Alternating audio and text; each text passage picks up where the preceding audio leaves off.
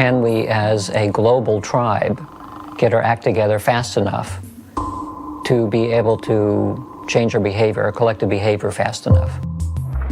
There is a great potential, because it's not that if everybody has to change at the same time. What we talk about is a critical mass.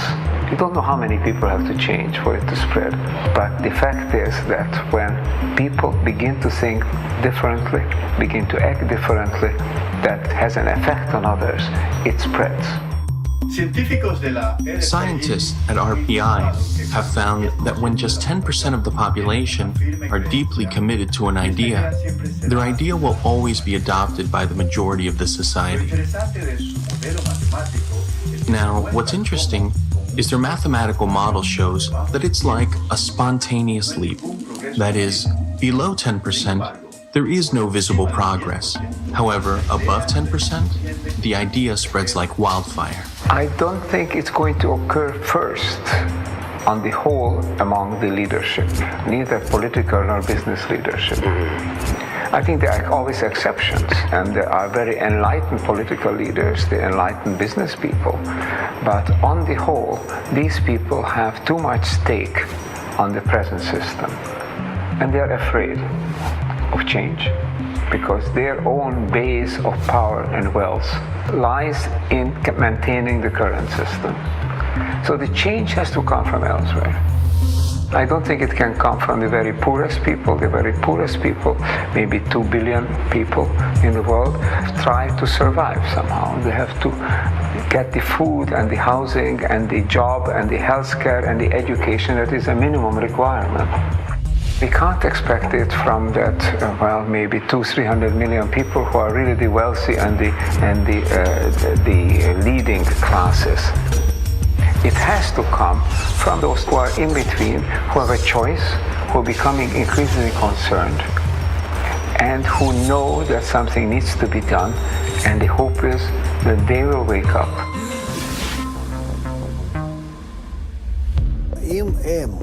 If there are people who are aware that the world must become integrated, then the question is, can they come together?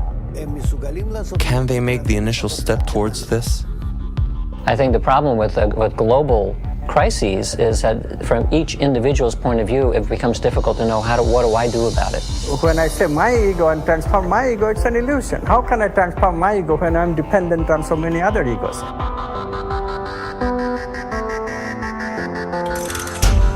So because of the efforts of a few, changes will start occurring. How? Because the pressure, evolutionary pressure, is acting on everybody. It's just that they don't have the right context. All they need is a trigger. The trigger will be provided by this upper echelon of people who are working together to develop positive emotions.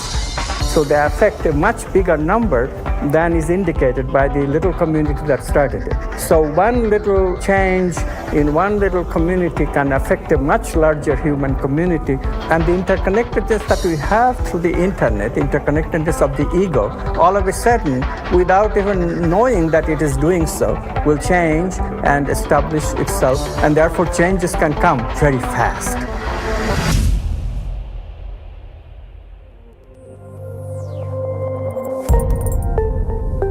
The basic idea is that there's this vast fabric of humanity stretching endlessly into the distance. I'm connected to you and you to others on out endlessly. Your actions can influence the actions and feelings of others around you, which in turn then can spread to still others and then to still others. If you tell someone they don't influence anybody, they're not going to do anything. But if you tell them they influence 1,000 people, they'll change their lives. And that's why I think it's so critical for us to understand, first and foremost, how and why we are connected. Thinking people, they can see opportunities in this. So we have to do this collectively. We have to do this collectively through dialogues, first between two people, through relationships between two people, and then generalizing it to a whole family, to the entire community, to bigger communities, to the country, to the entire world. Change the society to recognize that we cannot do this by ourselves. We cannot do this alone. It's actually very simple what we have to do. It's just getting people to identify with it and see the benefit of what that offer is, the offer of working together, and how cataclysmically better life will be, right? Materially and spiritually. So. The lack of connection between people causes all the sadness in the world. No question about it. We are at crossroads, and it's not going to be decided by fate. It's not a destiny. We have at a point where the future of humanity is going to be decided by how people think about it today and how they behave. Awareness, awakening, these are the key terms. We have a chance to change. One thing we have to recognize is that to change is no longer a question whether or not. Change is coming. The only question is whether it's coming unexpectedly and abruptly on us so that we can't do much about it, we become victim of it, or whether we can anticipate it, create those major changes that will bring about a better future. And that is the unprecedented task of the generation now living.